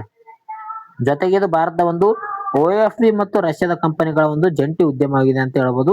ರಷ್ಯಾ ಮತ್ತು ಭಾರತದ ಎರಡು ದೇಶಗಳ ಒಂದು ಈ ಒಂದು ರೈಫಲ್ ಅನ್ನು ತಯಾರು ಮಾಡ್ತಾ ಇದ್ದಾವೆ. ಓಕೆ, ನಿಮಗೆ ಈ ಒಂದು ವಿಡಿಯೋನ ಅರ್ಥ ಆಗಿದೆ ಅಂತ ಅನ್ಕೊಂತೀನಿ. ಅರ್ಥ ಆಗಿತ್ತಪ್ಪ ಅಂತಂದ್ರೆ ಸೂಪರ್ ಅಂತ ಕಮೆಂಟ್ ಹಾಕಿ. ಇನ್ನೂ ಇದೇ ರೀತಿಯಾದಂತ ವಿಡಿಯೋಗಳನ್ನು ಮಾಡೋಣ. ಓಕೆ, ಲೈಕ್ ಮಾಡ್ರಿ, ಸಬ್ಸ್ಕ್ರೈಬ್ ಮಾಡ್ರಿ ಹೊಸಬರಾದರು. ಓಕೆ, ನೆಕ್ಸ್ಟ್ ನೆಕ್ಸ್ಟ್ ಒಂದು ಬಂದೆ ನೋಡ್ರಿ, PMFME ಯೋಜನೆಯು ಮುಖ್ಯವಾಗಿ ಯಾವ ಒಂದು ಕ್ಷೇತ್ರಕ್ಕೆ ಸಂಬಂಧಿಸಿದೆ? ಓಕೆ, PMFME ಯೋಜನೆ ಯಾವ ಒಂದು ಕ್ಷೇತ್ರಕ್ಕೆ ಸಂಬಂಧಿಸಿದೆ ಅಂತ ಕೊಟ್ಟಿದ್ದಾರೆ. ಇದಕ್ಕೆ ಸರಿಯಾದ ಉತ್ತರ ಆಪ್ಷನ್ ಸಿ ನೋಡ್ರಿ, ಆಹಾರ ಸಂಸ್ಕರಣೆಗೆ ಸಂಬಂಧಿಸಿದಂತ ಯೋಜನೆ PMFME, ಆಹಾರ ಒಂದು ಸಂಸ್ಕರಣೆ. ಆಪ್ಷನ್ ಸಿ ಇದಕ್ಕೆ ಸರಿಯಾದ ಉತ್ತರ ಆಯ್ತು ನೋಡ್ರಿ ಸ್ನೇಹಿತರೆ. ಪ್ರಧಾನಮಂತ್ರಿ ಸೂಕ್ಷ್ಮ ಆಹಾರ ಸಂಸ್ಕರಣಾ ಉದ್ಯಮಿಗಳ ಔಪಚಾರಿಕ ಯೋಜನೆ ಇದಾಗಿದೆ ನೋಡಿ. ಓಕೆ, ಈ ಒಂದು ಯೋಜನೆಯನ್ನು 2026 ರಿಂದ 2031ರವರೆಗೆ ಅವಧಿಗೆ ವಿಸ್ತರಿಸಲು ಶಿಫಾರಸು ಮಾಡಲಾಗಿದೆ. ಅಂದ್ರೆ 2026 ರಿಂದ 2031ರವರೆಗೂ ಏನಪ್ಪಾ ಅಂತಂದ್ರೆ ಈ ಒಂದು ಯೋಜನೆ ವಿಸ್ತರಣೆ ಮಾಡ್ಬೇಕಂತ ಹಾಕಿಕೊಂಡಿದ್ದಾರೆ ಪ್ಲಾನ್. ಅದಕ್ಕೂ ನ್ಯೂಸ್ ಅಲ್ಲಿ ಇತ್ತು, ಅದಕ್ಕಾಗಿ ತಂದಿದ್ದು ನಿಮ್ಮ ಕಣ್ಮುಂದೆ ಮುಂದೆ. ಪ್ರತಿ ಘಟಕಕ್ಕೆ ನೀಡುವಂತ ಸಾಲದ ಮೇಲಿನ ಒಂದು ಸಬ್ಸಿಡಿಯನ್ನು 10 ಲಕ್ಷ ರೂಪಾಯಿಗೆ ಹೆಚ್ಚಿಸುವಂತ ಪ್ರಸ್ತಾವ ಕೂಡ ಇದರಲ್ಲಿ ನೀಡಲಾಗಿದೆ. ಫಲಾನುಭವಿಗಳು 41% ಮಹಿಳೆಯರಿದ್ದಾರೆ ಎಂಬುದು ಇದರಲ್ಲಿ ವಿಶೇಷತೆ ಆಗಿದೆ ಅಂತ ಹೇಳ್ಬೋದು ನೋಡ್ರಿ. 41% ಏನಪ್ಪಾ ಅಂತಂದ್ರೆ ಮಹಿಳೆಯರೇ ಇದರಲ್ಲಿ ಕೆಲಸ ಮಾಡ್ತಾರ. ಸ್ಟ್ರಾಟಜಿಕಲಿ ಕೃಷಿ ಮತ್ತು ಆಹಾರ ಸಂಸ್ಕರಣೆ ಬಗ್ಗೆ ಮಾಹಿತಿಯನ್ನು ತಿಳಿದುಕೊಳ್ಳೋಣ. PMFME ಈ ಒಂದು ಯೋಜನೆಯು ಜೂನ್ 2026ರಲ್ಲಿ ಆತ್ಮನಿರ್ಭರ್ ಭಾರತ ಯೋಜನೆ ಅಡಿಯಲ್ಲಿ ಪ್ರಾರಂಭ ಆಗಿದೆ ನೋಡಿ. ಓಕೆ, ಹಾಗಾದ್ರೆ ಸ್ನೇಹಿತರೆ ನಿಮ್ಗೆ ಏನಪ್ಪಾ ಅಂತಂದ್ರೆ PMFME ಇದರದ್ದು ಫುಲ್ ಫಾರ್ಮ್ ಏನಪ್ಪಾ ಅಂತ ಕಮೆಂಟ್ ಮೂಲಕ ನಿಮ್ಮ ಒಂದು ಉತ್ತರ ತಿಳಿಸಿ. ಓಕೆ, PMFME ಓಕೆ, ಇಂಗ್ಲಿಷ್ ನಲ್ಲಿ ತಿಳಿಸಿರಿ. ಮಾಡೆಲ್ ಏಜೆನ್ಸಿ ಏನಾಗಿದೆಪ್ಪ ಅಂತಂದ್ರೆ ಆಹಾರ ಸಂಸ್ಕರಣಾ ಉದ್ಯಮಿ ಸಚಿವಾಲಯ ಇದರ ಒಂದು ಏಜೆನ್ಸಿ ಆಗಿದೆ ನೋಡ್ರಿ. ಇದರ ಗುರಿ ಏನಪ್ಪಾ ಅಂತಂದ್ರೆ ಒಂದು ಜಿಲ್ಲೆ ಒಂದು ಉತ್ಪನ್ನ, ಅಂದ್ರೆ one product one district one product ಎಂಬ ಒಂದು ಗುರಿಯನ್ನು ಹೊಂದಿದೆ ಅಂತ ಹೇಳ್ಬೋದು. ಇದರ ಆಧಾರ ಮೇಲೆ ಆಹಾರೋದ್ಯಮಕ್ಕೆ ನೆರವು ನೀಡುತ್ತದೆ. Okay, one district one product. Next, ಭಾರತದಲ್ಲಿ UPI ಡಿಜಿಟಲ್ ಪಾವತಿ ವ್ಯವಸ್ಥೆ ಜಾರಿಯಾಗಿ 2026ಕ್ಕೆ ಎಷ್ಟು ವರ್ಷಗಳು ಪೂರೈಸಿವೆ ಅಂತ ಕೊಟ್ಟಿದ್ದಾರೆ ನೋಡ್ರಿ. ಈ ಒಂದು UPI ಡಿಜಿಟಲ್ ಒಂದು ವ್ಯವಸ್ಥೆ ಜಾರಿಯಾಗಿ 2026ಕ್ಕೆ ಎಷ್ಟು ವರ್ಷಗಳು ಪೂರೈಸಿವೆ ಅಂತ ಕೊಟ್ಟಿದ್ದಾರೆ. ನ್ಯೂಸ್ ಅಲ್ಲಿ ಕೂಡ ಇತ್ತು ಇದು. ಓಕೆ ನೋಡಿ ಸ್ನೇಹಿತರೆ, ನಾವು ಮಾಡುವಂತ ವಿಡಿಯೋದಲ್ಲಿ ನ್ಯೂಸ್ ಅಲ್ಲಿ ಬಂದಿರುವಂತ ಮಾಹಿತಿನೇ ಹಾಕಿರ್ತೀನಿ. ಅದೇ ರೀತಿಯಾಗಿ ಪರೀಕ್ಷೆಗೆ ಏನು ಬೇಕಾಗಿರುವಂತ ಮಾಹಿತಿನೇ ಹಾಕಿರ್ತೀನಿ. ಯಾವ ರೀತಿಯಪ್ಪ ಅಂತಂದ್ರೆ ನಾನು ಓಲ್ಡ್ ಕ್ವಶನ್ ಕೂಡ ನೋಡಿದ್ದೀನಿ. ಓಲ್ಡ್ ಕ್ವಶನ್ ನಲ್ಲಿ ಕೇಳಿರುವಂತ ಒಂದು ವಿಷಯಗಳ ಆಧಾರದ ಮೇಲೆ ನಾನೇನಪ್ಪ ಅಂತಂದ್ರೆ ಈ ಒಂದು ನ್ಯೂಸ್ ಅಲ್ಲಿ ಬಂದಿರುವಂತ ಮಾಹಿತಿಯನ್ನು ಕೊಡ್ತೇನೆ ನಿಮಗೆ. ಓಕೆ, ಈ ರೀತಿಯಾದಂತ ವಿಡಿಯೋಗಳಿಗಾಗಿ ನಮ್ಮ ಚಾನಲ್ಗೆ ಸಬ್ಸ್ಕ್ರೈಬ್ ಆಗಿ, ಅದೇ ರೀತಿಯಾಗಿ ನಿಮ್ಮ ಈ ಒಂದು ವಿಡಿಯೋನ ಎಲ್ಲರಿಗೂ ಶೇರ್ ಮಾಡ್ರಿ. ಓಕೆ, ಈ ಒಂದು 2026ರಲ್ಲಿ UPI ಏನಪ್ಪಾ ಅಂತಂದ್ರೆ ಡಿಜಿಟಲ್ ಪಾವತಿ ವ್ಯವಸ್ಥೆ ಜಾರಿಯಾಗಿ 10 ವರ್ಷಗಳು ಪೂರೈಸಿವೆ ನೋಡಿ. ಇಲ್ಲಿಗೆ 2026ಕ್ಕೆ 10 ವರ್ಷಗಳು ಪೂರೈಸಿವೆ ಇಲ್ಲಿ. ಓಕೆ, ಆಪ್ಷನ್ಸ್ ಬಿ ಇದಕ್ಕೆ ಸರಿಯಾದ ಉತ್ತರ ಇದೆ ನೋಡ್ರಿ. UPI ಯೂನಿಫೈಡ್ ಪೇಮೆಂಟ್ ಇಂಟರ್ಫೇಸ್ ಅಂತ ಕರಿತೀವಿ ನಾವು. ಪ್ರಮುಖವಾದಂತ ವಿಷಯ ಆಗಿದೆ ನೋಡ್ರಿ. ಯಾಕಂದ್ರೆ UPI ಅನ್ನು ಕೂಡ ನಾವು ಬಳಕೆ ಮಾಡ್ತೀವಲ್ಲ, ಫೋನ್ ಪೇ, ಗೂಗಲ್ ಪೇ ಅಲ್ಲಿ ನಾವು ನೋಡಬಹುದು. 2016ರಲ್ಲಿ ಆಗಸ್ಟ್ ನಲ್ಲಿ ಪ್ರಾರಂಭವಾದಂತ UPI ಈಗ 10 ವರ್ಷಗಳ ಒಂದು ಯಶಸ್ವಿ ಪಯಣ ಮುಗಿಸಿದೆ ಅಂತ ಹೇಳ್ಬೋದು. ಯಾಕಂದ್ರೆ ಆಗಸ್ಟ್ 25ರಲ್ಲಿ ಇದು 2016ರಲ್ಲಿ ಪ್ರಾರಂಭ ಮಾಡಲಾಗಿತ್ತು. ಪ್ರಸ್ತುತ ಭಾರತದ 84% ಚಿಲ್ಲರೆ ಪಾವತಿಗಳು UPI ಮೂಲಕವೇ ನಡೀತೀವಿ ನೋಡ್ರಿ. ಓಕೆ, ಯಾವುದೇ ಒಂದು ನಾವು ಏನಾದ್ರೂ ಖರೀದಿ ಮಾಡುವಾಗ ಫೋನ್ ಪೇ, ಗೂಗಲ್ ಪೇ ಈ ಒಂದು UPI ಅನ್ನ ಮೂಲಕ ನಾವು ಹಣವನ್ನು ಪೇಮೆಂಟ್ ಮಾಡಿಗೆಸಿಂದ ಒಂದು ವಸ್ತುಗಳನ್ನು ಪಡೆದುಕೊಳ್ಳುತ್ತೇವೆ. ಓಕೆ, ಈಗ 10 ವರ್ಷ ಪೂರೈಕೆ ಮಾಡಿದೆ ನೋಡಿ ಈ ಒಂದು UPI. ವಾರ್ಷಿಕ ವಹಿವಾಟು ಮೌಲ್ಯ 7,000 ಕೋಟಿಯಿಂದ 314 ಲಕ್ಷ ಕೋಟಿಗೆ ಏರಿಕೆಯಾಗಿದೆ ಅಂತ ಹೇಳ್ಬೋದು. ಇಲ್ಲಿ ಫ್ರಾನ್ಸ್, UAE, ಸಿಂಗಾಪುರ್ ಸೇರಿದಂತೆ ಹಲವು ದೇಶಗಳು ಏನಪ್ಪಾ ಅಂತಂದ್ರೆ ಈ ಒಂದು UPI ಮಾನ್ಯತೆ ಪಡೆದಂತ ರಾಷ್ಟ್ರಗಳಾಗಿವೆ ಅಂತ ಹೇಳ್ಬೋದು. ನಾನು ಒಂದು ವಿಡಿಯೋದಲ್ಲಿ ಈ ಒಂದು UPI ಸಂಬಂಧಿಸಿದಂತ ರಾಷ್ಟ್ರಗಳು ಕೂಡ ಹೇಳಿದೆ ನೋಡ್ರಿ. ಪ್ರಮುಖವಾಗಿ UPI ಅನ್ನು ಅಳವಡಿಸಿಕೊಳ್ಳಲಾಗಿದೆ ಪ್ರಮುಖ ದೇಶಗಳು. ಓಕೆ, ಫ್ರಾನ್ಸ್, UAE, ಸಿಂಗಾಪುರ್ ಮತ್ತು ಶ್ರೀಲಂಕಾ ಕೂಡ ಇದೆ ನೋಡಿ. ಶ್ರೀಲಂಕಾ. ಓಕೆ, ಇತ್ತೀಚೆಗೆ 10ನೇ ಒಂದು ದೇಶ ಗ್ರೀಕ್ ಕೂಡ ಇರ್ಬೋದು. ಓಕೆ, 10ನೇ ದೇಶ UPI ಅನ್ನು ಅಳವಡಿಸಿಕೊಂಡಿರುವಂತ 10ನೇ ದೇಶ ಗ್ರೀಸ್ ಆಗಿದೆ. ಓಕೆ, ಗ್ರೀಸ್ ಅಥವಾ ಗ್ರೀಕ್ ಇರ್ಬೋದು. 9ನೇ ದೇಶ ಕಾಂಬೋಡಿಯಾ ಅಂತ ಹೇಳ್ಬೋದು. 9ನೇ ದೇಶ ಕಾಂಬೋಡಿಯಾ ಆಗಿದೆ ನೋಡ್ರಿ. UPI ಅನ್ನು ಅಳವಡಿಸಿಕೊಂಡಿರುವಂತ ದೇಶ ಕಾಂಬೋಡಿಯಾ. ಓಕೆ, ಟೋಟಲ್ ಆಗಿ 10 ದೇಶಗಳು ಈ ಒಂದು UPI ಅನ್ನು ಅಳವಡಿಸಿಕೊಂಡಿವೆ. 10 ದೇಶಗಳು.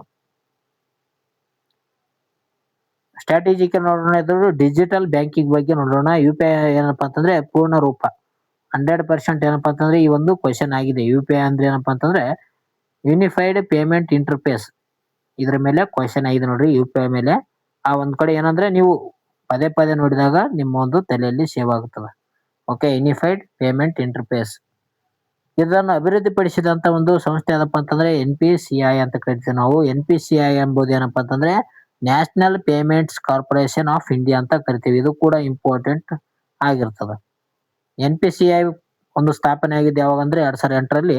ಇದು RBI ಮತ್ತು IBA ಏನಂದ್ರೆ ಈ ಒಂದು ಎರಡು ಒಂದು ಸಂಸ್ಥೆಗಳು ಸಂಯೋಗದಿಂದ ಈ ಒಂದು NPCI ಸ್ಥಾಪನೆ ಆಗ್ತದೆ, national payments corporation India.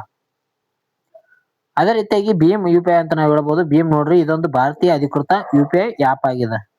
Bhim ಎಂಬುದು ಒಂದು UPI ಆ್ಯಪ್ ನೋಡ್ರಿ. ನೆಕ್ಸ್ಟ್, ಇತ್ತೀಚೆಗೆ ಹಂಗೇರಿಯಲ್ಲಿ ನಡೆದಂತ ಕನಿರುಸ್ಸಾ ಓಪನ್ ಒಂದು ಚೆಸ್ ಟೂರ್ನಿಯಲ್ಲಿ ಪ್ರಶಸ್ತಿ ಗೆದ್ದಂತ ಭಾರತೀಯ ಗ್ರ್ಯಾಂಡ್ ಮಾಸ್ಟರ್ ಯಾರು ಅಂತ ಕೊಟ್ಟಿದ್ದಾರೆ ನೋಡ್ರಿ. ಚೆಸ್ ಟೂರ್ನಿ ಇದೊಂದು ಕನಿರುಸ್ಸಾ ಓಪನ್ ಚೆಸ್ ಟೂರ್ನಿಯಲ್ಲಿ ಪ್ರಶಸ್ತಿಯನ್ನು ಪಡೆದುಕೊಂಡಂತ ಗ್ರ್ಯಾಂಡ್ ಮಾಸ್ಟರ್ ಯಾರು? ಸರಿಯಾದ ಉತ್ತರ ಆಪ್ಷನ್ಸ್ ಬಿ ನೋಡಿ ಸ್ನೇಹಿತರೆ. ಪ್ರಾಣೇಶ್ ಎಂ ಎಂಬುವಂತ ವ್ಯಕ್ತಿಯನ್ನು ಮಾಡಿದ್ದಾರೆ. ಅಂದ್ರೆ ಇತ್ತೀಚೆಗೆ ಹಂಗೇರಿಯಲ್ಲಿ ನಡೆದಂತ ಈ ಒಂದು ಕನ್ನಿರುಸ್ಸಾ ಓಪನ್ ಒಂದು ಚೆಸ್ ಟೂರ್ನಿಯಲ್ಲಿ ಗ್ರ್ಯಾಂಡ್ ಸ್ಲಾಮ್ ಒಂದು ಪ್ರಶಸ್ತಿಯನ್ನು ಪಡೆದುಕೊಂಡಂತ ಭಾರತದ ಗ್ರ್ಯಾಂಡ್ ಮಾಸ್ಟರ್ ಆಗಿದ್ದಾರೆ. ಯಾರು? ಪ್ರಾಣೇಶ್ ಎಂ. ಪ್ರಾಣೇಶ್ ಎಂ ಇದಕ್ಕೆ ಸರಿಯಾದ ಉತ್ತರ ಇದೆ ನೋಡ್ರಿ. ತಮಿಳುನಾಡಿನ ಒಂದು ಪ್ರಾಣೇಶ್ ಎಂ ಹಂಗೇರಿಯಲ್ಲಿ ನಡೆದಂತ ಚೆಸ್ ಟೂರ್ನಿಯಲ್ಲಿ ಚಾಂಪಿಯನ್ ಆಗಿದ್ದಾರೆ ನೋಡ್ರಿ. ಪ್ರಾಣೇಶ್ ಎಂ ಯಾವ ಒಂದು ರಾಜ್ಯದವರು ಅಂದ್ರೆ ತಮಿಳುನಾಡು ರಾಜ್ಯದವರು. ಅವರು 9 ಸುತ್ತುಗಳಲ್ಲಿ 7 ಪಾಯಿಂಟ್ ಪಡೆಯುವ ಮೂಲಕ ಅಗ್ರಸ್ಥಾನಕ್ಕೆ ಏರಿದ್ದಾರೆ. ಅಂತಿಮ ಸುತ್ತಿನಲ್ಲಿ ಜರ್ಮನಿಯ ಒಂದು ವಾಡಿಮ್ ಪೆಟ್ರೋಸ್ಕಿ ಅವರನ್ನು ಸೋಲಿಸಿದ್ದಾರೆ ನೋಡ್ರಿ. ವಾಡಿಮ್ ಪೆಟ್ರೋಸ್ಕಿ ಇವರೇನಪ್ಪ ಅಂತಂದ್ರೆ ರನ್ನರ್ ಅಪ್ ಆಗಿದ್ದಾರೆ. ಇವರು ಒಂದು ಪ್ರಸ್ತುತ ವಿಶ್ವ ರ್ಯಾಂಕ್ನಲ್ಲಿ 44ನೇ ಸ್ಥಾನವನ್ನು ಪಡೆದುಕೊಂಡಿದ್ದಾರೆ ಅಂತ ಹೇಳ್ಬೋದು. 44ನೇ ಸ್ಥಾನದಲ್ಲಿ ಇದ್ದಾರೆ ಪ್ರಾಣೇಶ್ ಎಂ ಅವರು. ಸ್ಟ್ರಾಟಜಿಕಲಿ ಭಾರತೀಯ ಒಂದು ಚೆಸ್ ಸಾಧನೆ ಬಗ್ಗೆ ಮಾಹಿತಿ ನೋಡೋಣ. ಈ ಒಂದು ಚೆಸ್ ನಲ್ಲಿ ಭಾರತ ಮೊದಲ ಒಂದು ಗ್ರ್ಯಾಂಡ್ ಮಾಸ್ಟರ್ ಯಾರಪ್ಪ ಅಂತಂದ್ರೆ ವಿಶ್ವನಾಥನ್ ಆನಂದ್ ಅವರಂತ ನಾವ್ ಹೇಳ್ಬೋದು. ಯಾಕಪ್ಪ ಅಂತಂದ್ರೆ ಇವರು ಕೂಡ ಒಂದು ಚೆಸ್ ಆಟಕ್ಕೆ ಸಂಬಂಧಿಸಿದಂತ ವ್ಯಕ್ತಿ ಆಗಿದ್ದಾರೆ ನೋಡ್ರಿ. ಇವರು 1988ರಲ್ಲಿ ಒಂದು ಗ್ರ್ಯಾಂಡ್ ಮಾಸ್ಟರ್ ಆಗಿ ಹೊರಹೊಮ್ಮುತ್ತಾರೆ. ಭಾರತ ಮೊದಲ ಒಂದು ಗ್ರ್ಯಾಂಡ್ ಮಾಸ್ಟರ್ ವಿಶ್ವನಾಥನ್ ಆನಂದ್ ಅವರು. ಈ ಒಂದು ಚೆಸ್ ಅನ್ನು ಆಡಿಸುವಂತ ಒಂದು ಸಂಸ್ಥೆ ಯಾವಪ್ಪ ಅಂತಂದ್ರೆ ಫಿಡೆ ಸಂಸ್ಥೆ ಅಂತ ಹೇಳ್ತೇವೆ ನಾವು. ಅಂತಾರಾಷ್ಟ್ರೀಯ ಚೆಸ್ ಫೆಡರೇಷನ್ ಅಂತ ಹೇಳ್ತೀವಿ ನೋಡ್ರಿ. ಇದರ ಒಂದು ಕೇಂದ್ರ ಕಚೇರಿ ಸ್ವಿಟ್ಜರ್ಲ್ಯಾಂಡ್ ನ ಒಂದು ಲೂಷನ್ನಲ್ಲಿ ಕಂಡು ಬರ್ತ ನೋಡ್ರಿ. ಅದೇ ರೀತಿಯಾಗಿ ಡಿ ಕುಕೇಶ್ ಅವರು ಏನಪ್ಪಾ ಅಂತಂದ್ರೆ ಇತ್ತೀಚೆಗೆ ಕ್ಯಾಂಡಿಡೇಟ್ಸ್ ಟೂರ್ನಿ ಗೆದ್ದು ಇತಿಹಾಸ ಬರೆದಂತ ಅತಿ ಕಿರಿಯ ಆಟಗಾರ ಆಗಿದ್ದಾರೆ ನೋಡ್ರಿ. ಡಿ ಗುಕೇಶ್ ಇವರು ಕೂಡ ಚೆಸ್ ಆಟಕ್ಕೆ ಸಂಬಂಧಿಸಿದ್ದಾರೆ. ಜೊತೆಗೆ ಆರ್ ಪ್ರಜ್ಞಾನಂದ್ ಅವರು ಕೂಡ ಚೆಸ್ ಆಟಕ್ಕೆ ಸಂಬಂಧಿಸಿದ್ದಾರೆ ನೋಡ್ರಿ. ಆರ್ ಪ್ರಜ್ಞಾನಂದ್ ಇವ್ರೇನಪ್ಪಾ ಅಂತಂದ್ರೆ ಚೆಸ್ ಆಟಕ್ಕೆ ಸಂಬಂಧಿಸಿದ್ದಾರೆ. ಓಕೆ, ಅದೇ ರೀತಿಯಾಗಿ ಮೇಜರ್ ಧ್ಯಾನ್ ಚಂದ್ ಖೇಲ್ ರತ್ನ ಪ್ರಶಸ್ತಿಯನ್ನು ಪಡೆದುಕೊಂಡಂತ ಮೊದಲ ವ್ಯಕ್ತಿ ಯಾರಾಗಿದ್ದಾರೆ ಅಂದ್ರೆ ಅವರು ಕೂಡ ವಿಶ್ವನಾಥನ್ ಆನಂದ್ ಅವರು ಆಗಿದ್ದಾರೆ ನೋಡ್ರಿ. ಮೊದಲ ಒಂದು ಪ್ರಶಸ್ತಿಯನ್ನು ಪಡೆದುಕೊಳ್ತಾರೆ. ನೆಕ್ಸ್ಟ್, ಇಂಡಿಯಾ ಅಟ್ 100 ಆರ್ಥಿಕ ಶೃಂಗಸಭೆಯು ಮುಖ್ಯವಾಗಿ ಯಾವ ಒಂದು ವರ್ಷದ ಹೊತ್ತಿಗೆ ಭಾರತವನ್ನು ಅಭಿವೃದ್ಧಿ ಹೊಂದಿದ ರಾಷ್ಟ್ರವನ್ನಾಗಿ ಮಾಡುವಂತ ಗುರಿಯನ್ನು ಹೊಂದಿದೆ ಅಂತ ಪ್ರಶ್ನೆಯನ್ನು ಕೇಳಲಾಗಿದೆ. ಇಂಡಿಯಾ ಅಟ್ 100 ಓಕೆ, ಯಾವ ಒಂದು ಸಮಯದಲ್ಲಿ ಭಾರತ ಒಂದು ಅಭಿವೃದ್ಧಿ ಹೊಂದಿದ ರಾಷ್ಟ್ರವನ್ನಾಗಿ ಮಾಡುವಂತ ಗುರಿಯನ್ನು ಹೊಂದಿದೆ ಅಂತ ಕೊಟ್ಟಿದ್ದಾರೆ. ಇದಕ್ಕೆ ಸರಿಯಾದ ಉತ್ತರ ಆಪ್ಷನ್ ಸಿ ನೋಡ್ರಿ. 2047ರಲ್ಲಿ ಅಭಿವೃದ್ಧಿ ಹೊಂದಿರುವಂತ ದೇಶ ಆಗ್ಬೇಕಂತ ಒಂದು ಯೋಜನೆಯನ್ನ ಹಾಕೊಂಡ್ರ. ಯಾವಾಗ? 2047ಕ್ಕೆ. 2047ಕ್ಕೆ ಸರಿಯಾದ ಉತ್ತರ ನೋಡ್ರಿ. ಭಾರತಕ್ಕೆ ಸ್ವಾತಂತ್ರ್ಯ ಬಂದು 100 ವರ್ಷ ತುಂಬುವ ಒಂದು ಹೊತ್ತಿಗೆ ಅಂದ್ರೆ 2047ಕ್ಕೆ ಏನಾಗ್ತಾ ನಮಗ ಸ್ವಾತಂತ್ರ್ಯ ಬಂದು 100 ವರ್ಷ ತುಂಬುತ್ತದ. ಅಷ್ಟರಲ್ಲಿ ಏನಪ್ಪಾ ಅಂತಂದ್ರೆ ವಿಕಸಿತ್ ಭಾರತ ಮಾಡುವುದು ಈ ಒಂದು ಪ್ರಮುಖ ಗುರಿಯಾಗಿದೆ ಅಂತ ಹೇಳ್ಬೋದು. 1947ರಲ್ಲಿ ನಮಗ ಸ್ವಾತಂತ್ರ್ಯ ಬಂದದ ಆಗಸ್ಟ್ 15ಕ್ಕೆ. 2047ಕ್ಕೆ ಏನಪ್ಪಾ ಅಂತಂದ್ರೆ ವಿಕಸಿತ್ ಭಾರತ ಅಂದ್ರೆ ಅಭಿವೃದ್ಧಿ ಹೊಂದಿದ ಒಂದು ರಾಷ್ಟ್ರವನ್ನಾಗಿ ಮಾಡಲು ಈ ಒಂದು ಪ್ಲಾನ್ ಅನ್ನು ಹಾಕೊಂಡಿದ್ದಾರೆ ನೋಡ್ರಿ. India at 100. ಇದಕ್ಕಾಗಿ ಬಾಹ್ಯಾಕಾಶ, ಡಿಜಿಟಲ್ ಪಾವತಿ ಮತ್ತು ರಕ್ಷಣಾ ವಲಯದಲ್ಲಿ ಸ್ವಾವಲಂಬನೆ ಅತಿ ಮುಖ್ಯ ಎಂಬುದು ಈ ಒಂದು ಆತ್ಮನಿರ್ಭರತೆ ಹೇಳಿದ್ದಾರೆ ನೋಡ್ರಿ. ಇತ್ತೀಚೆಗೆ ನಡೆದಂತ ಶೃಂಗಸಭೆಯಲ್ಲಿ ಖಾಸಗಿ ವಲಯ ಒಂದು ಪಾಲ್ಗೊಳ್ಳುವಿಕೆ ಬಗ್ಗೆ ಹೆಚ್ಚಿನ ಒಂದು ಚರ್ಚೆ ಕೂಡ ನಡೆಸಿದ್ದಾರೆ. ಓಕೆ, ಒಂದು ಗವರ್ಮೆಂಟ್ ಜೊತೆಗೆ ಖಾಸಗಿ ಒಂದು ಸಂಸ್ಥೆಗಳು ಕೂಡ ಪ್ರಮುಖ ಕೆಲಸ ಮಾಡ್ಬೇಕಂತ ಆಯ್ಕೆಕೊಂಡಾರ. ಸ್ಟ್ರಾಟಜಿಕೆ ಬಗ್ಗೆ ನೋಡೋದಾದ್ರೆ ಭಾರತದ ಒಂದು ಆರ್ಥಿಕತೆ ಭಾರತ ಪ್ರಸ್ತುತ ವಿಶ್ವದ 5ನೇ ಒಂದು ಅತಿ ದೊಡ್ಡ ಆರ್ಥಿಕ ರಾಷ್ಟ್ರವಾಗಿದೆ ನೋಡ್ರಿ. ಓಕೆ, 5ನೇ ಒಂದು ದೊಡ್ಡ ಆರ್ಥಿಕ ರಾಷ್ಟ್ರವಾಗಿದೆ ನೋಡ್ರಿ. ಭಾರತದ ಒಂದು ಪ್ರಮುಖ ಗುರಿ ಶೀಘ್ರದಲ್ಲೇ $5 ಟ್ರಿಲಿಯನ್ ಆರ್ಥಿಕತೆಯಾಗುವುದು ಇದರ ಒಂದು ಪ್ರಮುಖ ಗುರಿಯಾಗಿದೆ ಅಂತ ಹೇಳ್ಬೋದು. ನೀತಿ ಆಯೋಗ, ಓಕೆ, ಇದು ದೇಶದ ಅಭಿವೃದ್ಧಿ ಯೋಜನೆಗಳ ಥಿಂಕ್ ಟ್ಯಾಂಕರ್ ಎಂದು ನಾವು ಹೇಳಬಹುದು. ಇದರ ಬಗ್ಗೆ ಕೂಡ ನಾನು ಹಲವಾರು ವಿಡಿಯೋದಲ್ಲಿ ಹೇಳಿದ್ದೀನಿ. ನೀತಿ ಆಯೋಗ, ಇಸ್ರೋ, ಓಕೆ, ಇವುಗಳ ಬಗ್ಗೆ ಹೆಚ್ಚಾಗಿ ಹೇಳಿದ್ದೀನಿ ಮಾಹಿತಿ. ಥಿಂಕ್ ಟ್ಯಾಂಕರ್ ಆಗಿದೆ ನೋಡ್ರಿ. ಇದೇನಪ್ಪಾ ಅಂತಂದ್ರೆ 2015ರಲ್ಲಿ ಇದು ಸ್ಥಾಪನೆ ಆಗಿದೆ. ಯೋಜನಾ ಆಯೋಗದ ಬದಲಿಗೆ ನೀತಿ ಆಯೋಗನ್ನು ಆ ಒಂದು ಸ್ಥಾಪನೆ ಮಾಡ್ತಾರೆ 2015ರಲ್ಲಿ. ಓಕೆ, ಇದರ ಒಂದು ಅಧ್ಯಕ್ಷರು ಯಾರು ಇರ್ತಾರೆ? ನೀತಿ ಆಯೋಗದ ಅಧ್ಯಕ್ಷರು ಯಾರು ಇರ್ತಾರಪ್ಪ ಅಂತ ನೀವು ಕಮೆಂಟ್ ಮಾಡ್ರಿ. ಕ್ವಶನ್ ನಂಬರ್ 2 ನೋಡ್ರಿ ಇದು. ಓಕೆ, ಈಗ ಆಲ್ರೆಡಿ ಒಂದು ಕ್ವಶನ್ ನಂಬರ್ 1 ಅಂತ ಕೇಳಿದೀನಿ. ಓಕೆ, ಈ ಕ್ವಶನ್ ನಂಬರ್ 2 ಈ ನೀತಿ ಆಯೋಗದ ಒಂದು ಅಧ್ಯಕ್ಷರು ಯಾರಾಗಿರ್ತಾರಂತ ಕಮೆಂಟ್ ಮಾಡ್ರಿ. ಕೊನೆಯದಾಗಿ ಪ್ರಮುಖ ಆನ್ಲೈನರ್ಸ್ ಇದ್ದ ನೋಡ್ರಿ, ಇವು ಕೂಡ ಇಂಪಾರ್ಟೆಂಟ್ ಆಗುತ್ತವ. ಪರೀಕ್ಷೆಗೆ ಬಂದರೂ ಕೂಡ ಆ ಒಂದು ಸಾಧ್ಯತೆ ಇರ್ತದೆ. ಸಾರ್ಕ್ ಸದಸ್ಯ ರಾಷ್ಟ್ರಗಳ ನಡುವೆ ಇತ್ತೀಚೆಗೆ ವ್ಯಾಪಾರದ ಮಾತುಕತೆ ನಡೆದಿದೆ ಅಂತ ಹೇಳ್ಬೋದು. ರಾಷ್ಟ್ರೀಯ ಕ್ರೀಡಾ ದಿನ ಆಗಸ್ಟ್ 29ನೇ ತಾರೀಕು ಆಚರಣೆ ಮಾಡ್ತೀವಿ. ಇದ್ರ ಬಗ್ಗೆ ನಿನ್ನೆ ಕೂಡ ಹೇಳಿದ್ದೆ. ಧ್ಯಾನ್ ಚಂದ್ರ ಜನ್ಮದಿನದ ಒಂದು ಅಂಗವಾಗಿ ಈ ಒಂದು ದಿನವನ್ನಾಗಿ ಆಚರಣೆ ಮಾಡ್ತಾರೆ, ರಾಷ್ಟ್ರೀಯ ಕ್ರೀಡಾ ದಿನವನ್ನಾಗಿ. ನೆಕ್ಸ್ಟ್ ಅದೇ ರೀತಿಯಾಗಿ ಚಂದ್ರಯಾನ 4 ನೋಡ್ರಿ, ಇಸ್ರೋ ಚಂದ್ರನಿಗೆ ಮಣ್ಣನ್ನು ಮರಳಿ ತರಲು ಈ ಒಂದು ಯೋಜನೆಯನ್ನು ಸಿದ್ಧತೆ ಮಾಡ್ತಾ ಇದೆ. ಓಕೆ, ಚಂದ್ರನಿಂದ ಏನಪ್ಪಾ ಅಂತಂದ್ರೆ ಮಣ್ಣು ತರಬೇಕಂತ ಇಸ್ರೋ ಪ್ಲಾನ್ ಮಾಡ್ತಾ ಇದೆ. ಅಗ್ನಿವೀರ್ ನೋಡ್ರಿ, ಅಗ್ನಿವೀರ್ನಲ್ಲಿ ಕೂಡ ಒಂದು ರಕ್ಷಣಾ ವಲಯದ ಅಗ್ನಿವೀರ್ ಯೋಜನೆ ಅಡಿಯಲ್ಲಿ ನೇಮಕ ಪ್ರಕ್ರಿಯೆ ಚುರುಕುಗೊಳಿಸಲಾಗಿದೆ. ಅಗ್ನಿವೀರ್ ಏನಪ್ಪಾ ಅಂತಂದ್ರೆ 4 ವರ್ಷಗಳ ಕಾಲ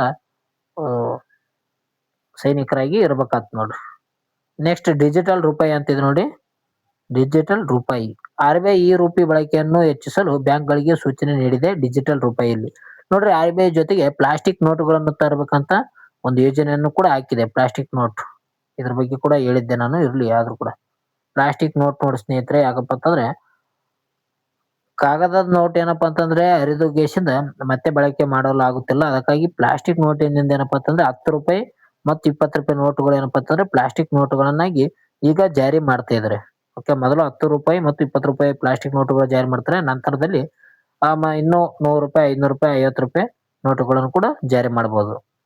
ಓಕೆ, ಇವುಗಳಿಂದ ಏನಪ್ಪಾ ಅಂತಂದ್ರೆ ಪ್ಲಾಸ್ಟಿಕ್ ನೋಟ್ ಏನಪ್ಪಾ ಅಂತಂದ್ರೆ ಮರುಬಳಕೆ ಮಾಡಿಕೊಳ್ಳಬಹುದು. ಜೊತೆಗೆ ಇವು ದೀರ್ಘ ಒಂದು ಅವಧಿ ಕಾಲ ಬಾಳಿಕೆ ಬರ್ತವೆ. ಅದಕ್ಕಾಗಿ ಈ ಒಂದು ಪ್ಲಾಸ್ಟಿಕ್ ನೋಟನ್ನು ತರಬೇಕಂತ RBI ಯೋಜನೆ ಹಾಕಿಕೊಂಡಿದೆ. ಇವೆಷ್ಟೇನಪ್ಪಾ ಅಂತಂದ್ರೆ ಇವತ್ತಿನ ಒಂದು ಪ್ರಮುಖ ಒಂದು ಪ್ರಚಲಿತ ಘಟನೆಗೆ ಸಂಬಂಧಿಸಿದಂತ ಮಾಹಿತಿ ಆಗಿತ್ತು. ಈ ಒಂದು ವಿಡಿಯೋ ಇಷ್ಟ ಆಯ್ತಪ್ಪ ಅಂತಂದ್ರೆ ಬೇಗನೆ ಒಂದು ಲೈಕ್ ಬಟನ್ ಪ್ರೆಸ್ ಮಾಡಿ, ಅದೇ ರೀತಿಯಾಗಿ ಕಮೆಂಟ್ ಮೂಲಕ ನಿಮ್ಮ ಒಂದು ಅಭಿಪ್ರಾಯವನ್ನು ತಿಳಿಸಿ. ಓಕೆ, ವಿಡಿಯೋ ಯಾವ ರೀತಿಯಾಗಿ ವಿಡಿಯೋ ಚೆನ್ನಾಗಿತ್ತಪ್ಪ ಅಂತಂದ್ರೆ ಸೂಪರ್ ಅಂತ ಕಮೆಂಟ್ ಹಾಕಿ. ಓಕೆ, ಆದ್ರೂ ಕೂಡ ಇನ್ನೂ ಏನಾದ್ರು ಎಲ್ಲಾದ್ರೂ ತಪ್ಪಾಗಿದ್ರ ಅಂದ್ರೆ ಅದನ್ನು ಕೂಡ ಸ್ವಲ್ಪ ಕಮೆಂಟ್ ಹಾಕಿ, ನಾವು ಕೂಡ ಅದನ್ನು ತಿದ್ದುಕೊಳ್ಳೋಣ. ಓಕೆ, ಮುಂದಿನ ಒಂದು ವಿಡಿಯೋದಲ್ಲಿ ಸಿಗೋಣ ಸ್ನೇಹಿತರೆ. ಇದನ್ನ ಒಂದು ವಿಡಿಯೋನ ಇಲ್ಲಿಗೆ ಮುಕ್ತಾಯ ಮಾಡೋಣ. ಟೇಕ್ ಕೇರ್, ಬಾಯ್.